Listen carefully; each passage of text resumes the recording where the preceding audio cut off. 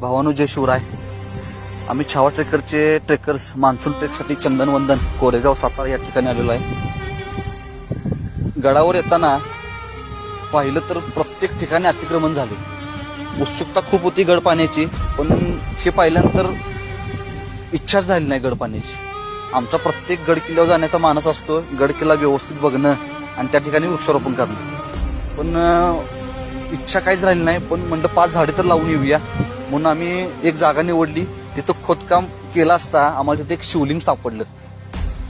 शिवलिंग सापडल्यानंतर एवढं वाईट वाटलं, ज्या ठिकाणी आमच्या मावळ्यांनी स्वराज्यासाठी धाकटा मासाचा चिखल केला त्या ठिकाणी हे अशी आमची शिवलिंग देवदेवस्थानं गाडली जातात. या शिवलिंगावर कधी काळी थोरले महाराज आपले छत्रपती शिवराय नतमस्तक झाले असतील, ते शिवलिंग गाडलं जाते. माझी एक तिथल्या शिवभक्तांना विनंती आहे, आणि हा व्हिडिओ कृपया कोरेगाव सातारा येथील शिवभक्तांपर्यंत पोहोचवा. भावानो, हे शिवलिंग आपलं पुनर्स्थापित होणं गरज वाटते मला. कृपया तिथे जाऊन महाआरती करा, पूजा अर्चा करा व मंदिर स्थापन करा. तिथल्या खरोखर जो व्हिडिओ बघताय तिने हा व्हिडिओ एवढा शेअर करा की तिथपर्यंत पोहोचला पाहिजे आणि आपले शिवभक्त तिथले जागरूक झाले पाहिजेत. जय शिवराय. नमस्कार.